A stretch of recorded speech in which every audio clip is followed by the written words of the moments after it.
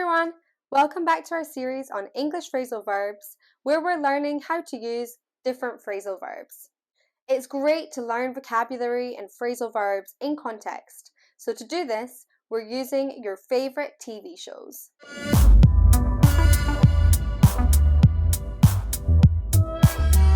To form a phrasal verb, you take a verb and then add another word, a preposition, and this changes its meaning.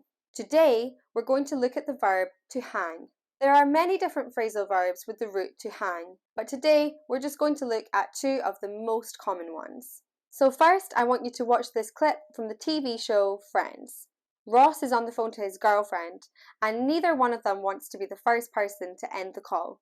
Pay close attention to the phrase that Ross says. No, okay. No, you hang. No, you. Okay. 1, 2, 3. Well, you didn't hang up either. Okay, did you manage to catch the word that was cut? This word is the one that changes the meaning of the verb to hang.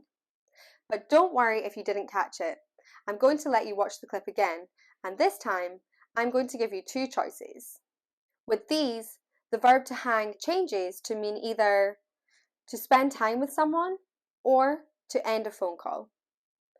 Watch the clip again and try to pick the right word based on the context. Good luck. No, okay. No, you hang.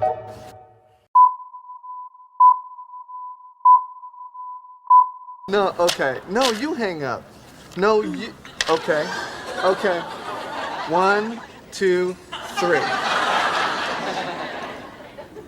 Well, you didn't hang up either. Did you get it right this time?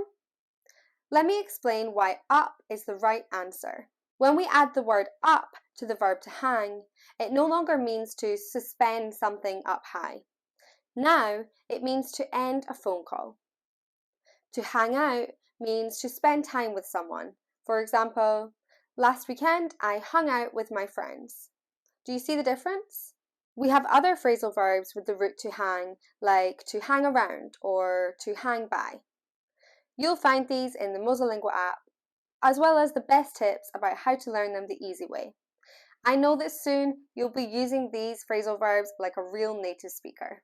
Just check the links below and on the screen to download the app for free. And I'll see you soon for another video on English phrasal verbs. If you learned something new from this video, give it a thumbs up.